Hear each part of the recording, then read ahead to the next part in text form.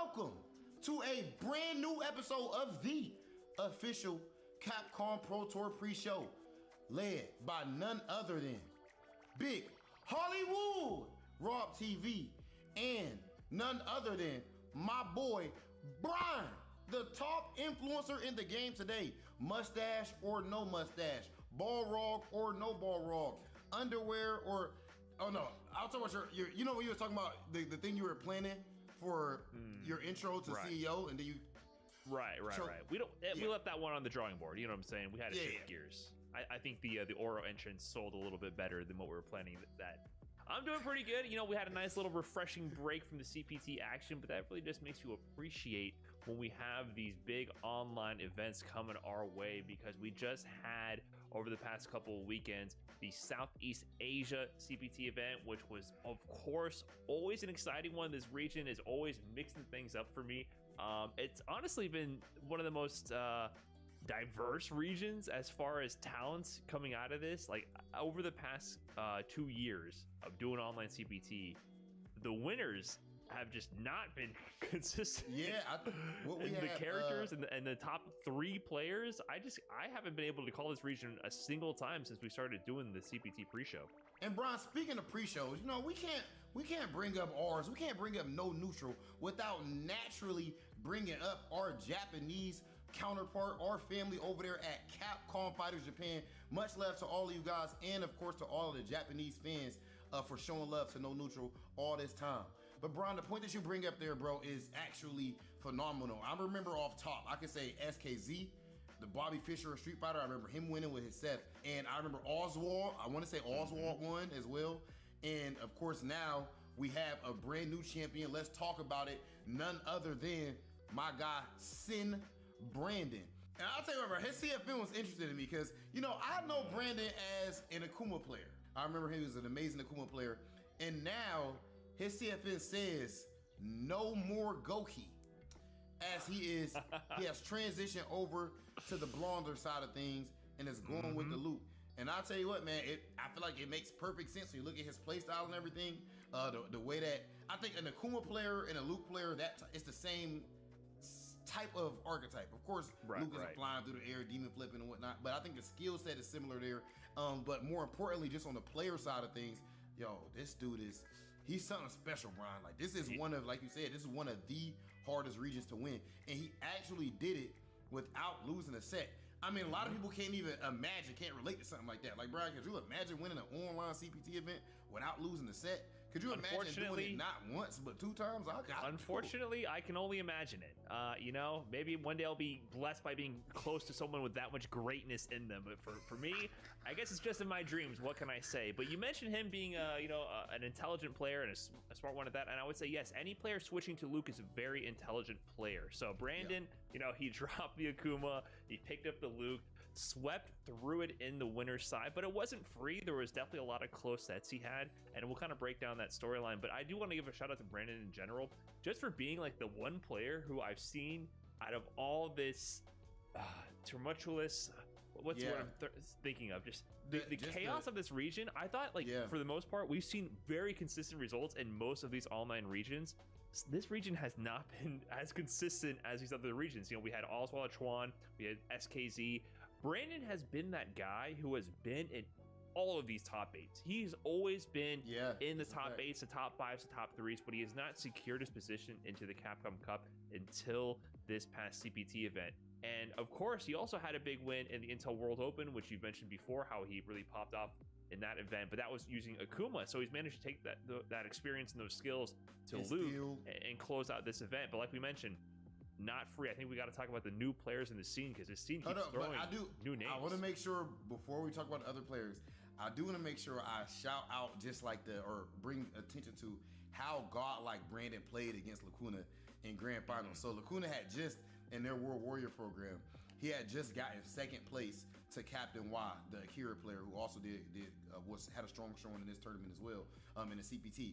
But he's playing the Luke versus Falk matchup in the Grand Finals. It's so interesting to see how he went about it.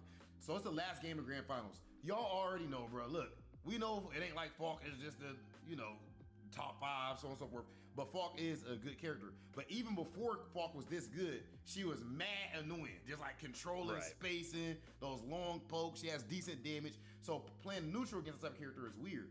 She's gonna control that game.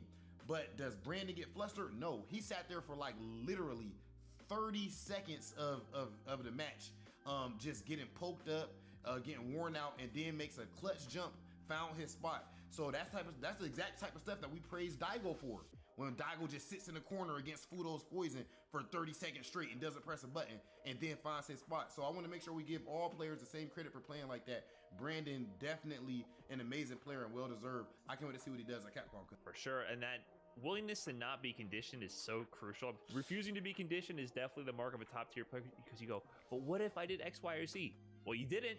You did A, B, C, and I countered it, So Brandon definitely knows how to play the mind games, even in dire situations. But you mentioned the player I wanted to bring up, because the storyline going into this was definitely decided the weekend before with the World Warrior program, because we saw two players in that grand finals that played a key role in this tournament, Captain Y and Lacuna C. Captain Y actually closed out the World Warrior for this region and won the first one, and Lacuna C was in there in grand finals and took it to a 3-2 set finish in the grand finals, but ultimately Captain Y closed it out. Lacuna C, repeat grand finals appearance, this time against Brandon, once again losing 3-2, so close to getting that first place victory. But this Falk player, this was the guy who was not on our radar a year ago, right? Warlord ranked Falk, doing work in these tournaments. He went to losers like round 1 or 2 of the CPT event. We've always talked about the statistics of how rare it is to win an event from losers. He didn't get to win, but he brought it so close, and to go that far from loser side, to run it all the way back in order to get into that grand final position, just shows the level of play and consistency he has. I mean, some people go to losers round 1 and they go, oh, that's it. Bro, because your whole mind could just get fried at that point. Like, man. And honestly, I feel like we've all been there before too, where like you lose a match that you just were not supposed to lose. Like even the person you played wasn't expecting to win. And it's like, bro, I mean, I've experienced times like that where it's like, actually, DQ me last year. I was like, I swear to God, I was ready to DQ me.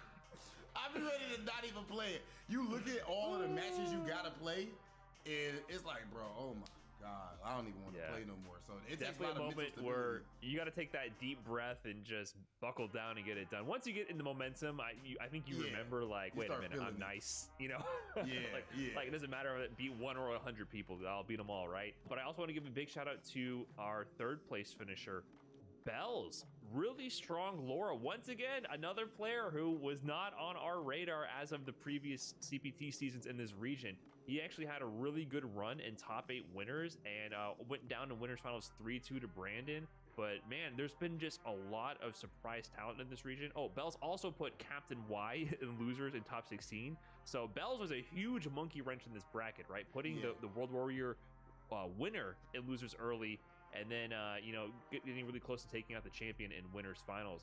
So I just am really excited about this region. So not only do we have Brandon, who's qualified for Capcom Cup, we still have 4 more World Warrior events, and I'm really excited to see what happens, because I can't call this. Like we mentioned before, I feel like we've been seeing a lot of players mature, but still some consistency in these results. Right now, we still see those strong players still doing work, but we're seeing a lot of new faces rise up to the occasion and really show that they have what it takes to compete at a world level, including against the best in the world, like Cien.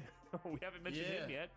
Honestly, my whole heart just goes out to that dude as far as just like the role that he's taking up over there. As far as his actual tournament from the competitive side, he finished 4th place here. It's surprising to me personally, just because he's so amazing, that I haven't seen him like take one of these CPT online events at least in a few years. Because I mean, obviously he's ridiculous. We've seen Cien even recently at Street Fighter leagues and everything playing at an extremely high level with his Seth. But I think that is really cool at the same time. It's kind of poetic.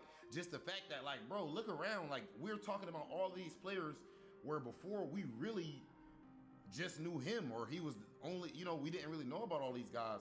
And he helped to bring a big spotlight to this region, and is now being even more, I guess, forward and conscious about it by taking like a TO position with World Warrior and everything. So much love to Cien, and this region overall is godlike. We always say power levels are never stagnant. Things change over time. New players show up, they put in the work, you know, and some people might rest on their laurels a little bit, get a little complacent and not keep up with the meta.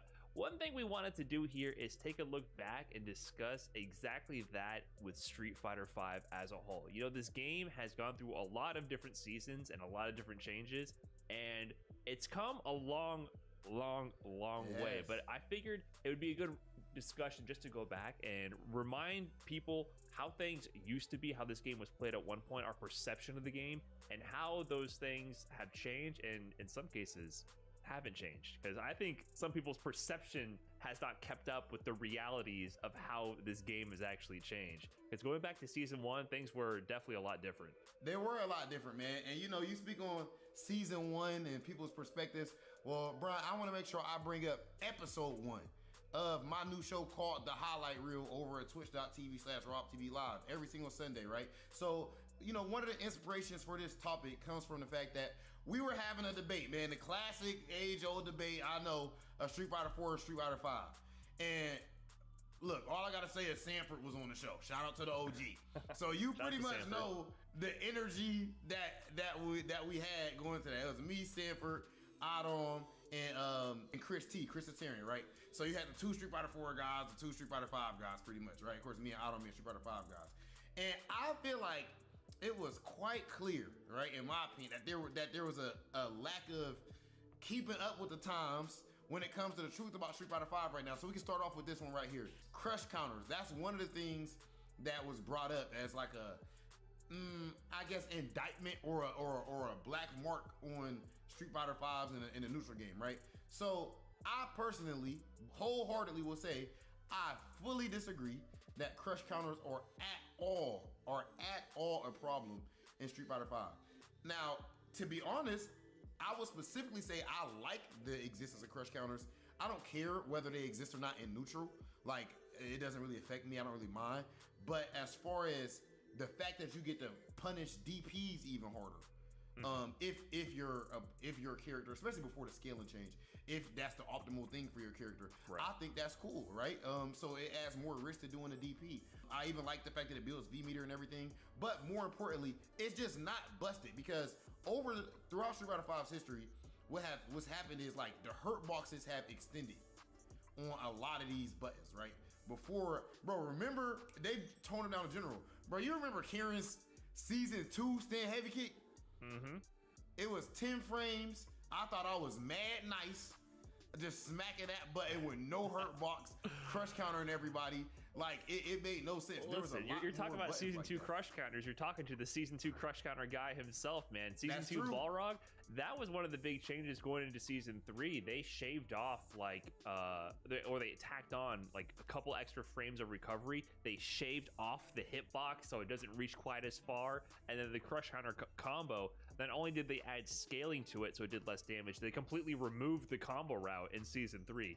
And I think that was deemed an overcorrection because they added a supplemental combo route after. He used to get the walk up crouch fierce to heavy kick upper with like no scaling on a crush counter, which back then that was the strategy. The risk reward was definitely press that button because it was pretty fast, had priority, far range, crush counter to huge damage. But yeah, they took steps to adjust that. So like I said, the range wasn't as far. The reward wasn't as much. Scaling on crush counters is definitely a factor. You mentioned DP punishes. In season 1 and 2, before the scaling was added, usually your optimal punish was from a crush counter. Now, there are some situations where like neutral jumping on a DP, like neutral jumping might still be better than the crush counter. But since then, almost everyone's optimal punish is crush counterless, right? Yeah. Like when you block a DP, the best punish is, if your character is so blessed to have it, is something like a medium counter hit to a heavy link, right? Yeah, that's how Karen's is. Yep. Yeah. But like that, so for the Balrog mains, oh no, our damage is too nerfed now because we don't have that. Pour one out for the Balrog mains here, our low damage DP punishes. Yeah, I don't know about that, champ. You just neutral jump punish. The other thing to be considered now is scaling on stun, right? There's still that bonus on the first hit of DPs beyond just the crush counter. So if they're about to get stunned, you might do something that hits really heavy. Like with Balrog, you do EX upper, because that one hit is like 180 damage. plus the damage multiplier, plus counter hit, one hit stun. It's a huge damage combo. So the way they changed it with the scaling and all that, it makes you have to think a lot more. Like when you have these moments to get these punishes, you're not just like, I always do the crush counter. It's the best for everything. You're like, oh, if I need V meter, I crush counter. It's a meter building resource. If they're close to stun, I optimize my stun by reducing number of hits and do one hit. If it's just no V meter needed and no resources, I'll do like a non crush counter hit combo. Or if it's a character where I can get a neutral jump, I'll do that instead. You suddenly have this whole branching routes of decision making just from DP punishes. So there are a lot of changes have been added to that over the season. So it's never like one size fits all. And that there was a lot more situations I felt like in earlier season where it was kind of like one size fits all, and that's definitely not the case as the game has grown and evolved over the years. Speaking of evolution, another thing that has changed a whole lot is just our perception of like what's even possible in footsies, right? So one of the things I would say, now you correct me if I'm wrong. If I'm not mistaken, right. Let me hear I feel like Momochi was the first person that was really showing us low forward confirms with Ken. That's how I remember it, at least. He was doing low forward super, and at that point we were like super impressed by it. Yeah, well, I think it's hard for me to say for certain because, well, I can give you the other perception, right? I can't say for certain if Momochi was the first guy, but I can say that our perception of Ken in season 1 was dominated by jab V-skill run into back medium punch over and over, right? Yeah. Or we looked at Ada from Japan, who would do low forward to DP non-confirmed just because. You know? And it probably would have worked, right? So the Ken that we had, Ken was very strong out of the gate in season 1. People were just not ready to check him whatsoever, and obviously input delay and things like that. There were with the Kent trilogy, right? It was like Christy, Brent, and Julio were doing work on the West Coast, all amazingly strong players. But it was just we weren't ready for that explosive style of Ken. And the way he was played is nothing like what you see Ken today. Chris T kept the Ken tradition and eventually found that like hit confirm slow neutral style, which is how he played in Street Fighter 4. And you look at like Punk's Ken, one of the best Kens on the planet. Momochi, everyone else who rocks Ken. Ken is a slow character right now in Street Fighter 5 because if you do anything, you whiff a button, low forward DP knockdown, unreactable guess like throw pressure situations right after, right? Like the risk of getting out neutraled is so high that the game slows down so much because that neutral is so important, and he's not going to get the opening by random run up fierce, right? Like that's not really how it works anymore. He might do that every now and then, but mostly it's just poking with low forward. Yeah, and speaking of low forwards, bro, like you think of low forward, you think of Kieran. You think of Kieran, you think of Big Hollywood Rob TV, but you also think of Punk the God, who I suppose he's the best Kieran player of all time, maybe the best Street Fighter player of all time. It's debatable. But I definitely remember a time when, look, Punk has an interesting quote. He says that he actually prefers there being more input lag when you play Street Fighter because of I've heard that. Yeah, you see what I'm saying? Like he's the only person I ever heard him say that. Because he feels like now everyone can react on PC or modern peripherals. But he feels like in the past, when things are a little different and we have more input latency, only he could react. He could separate himself more. So that just goes to show how crazy his reactions are and what he's focused on in the game. But the reason I bring him up is because of the fact that Punk was, I had this conversation with dude back when I lived in Florida, man. Like, he really opened people's eyes to what is possible reaction-wise in this game. Remember, the big conversation was, because of at that time there was 8 frames, I want to say, of input delay. Punk was still whiff punishing things that people thought you couldn't whiff punish. It's not just whiff punish, it's hit confirms, right? So that's one thing I want to make clear about what you're bringing up with Punk. It wasn't just the whiff punishing, it was being able to consistently hit confirm low forward.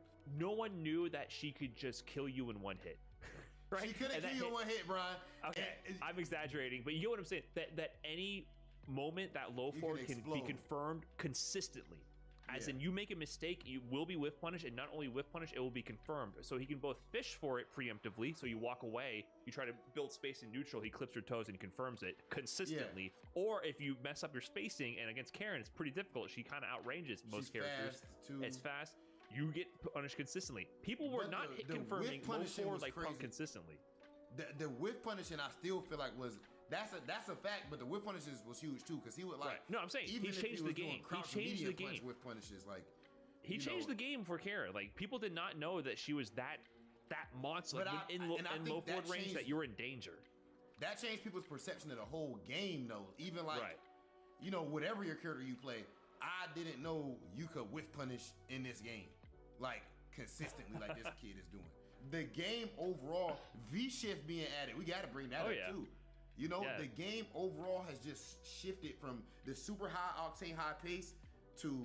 But it's also not even mechanically. Like I would argue, it's not just any mechanics changing; it's our understanding of risk reward and how to play defensively, right? Like people know how to block better in this game and how to mitigate risk. The take the throw meme, right? Like people slowly over time learn how to play defense in this game, and I feel like that is the #1 skill in Street Fighter V. And I think the offense and the defense are all stemming from that same understanding, because I think that's what Street Fighter V at its core is about. It's understanding risk reward and managing situations like that. So I think just beyond mechanics, we know better how to play the game. So I think right now, like your most important skills, like you brought up right there, Brian, the risk reward and defense. But when I say defense, it's another thing that me and Sanford was debating about on the highlight reel, right? Like he feels like the reason Adam, for example, is so much better than, or Punk and all these guys are so good is because of once they're put in these tough, like these, 50-50 guess situations, then they make the right read more often. Now, I'm not disputing that. However, the truth is, in my opinion, what makes a great Street Fighter V player is not being put in that position as much as your opponent. So the defense, most of defense in Street Fighter V is not what happens after you get knocked down or once you're in a corner. It's what happens when you're in the neutral game. How often do you dash check? How often do you anti-air? How often are you whiff punishing? So I think that defense and risk reward and strategy like that, defense in the neutral game is what makes a player great in Street Fighter V today. Right.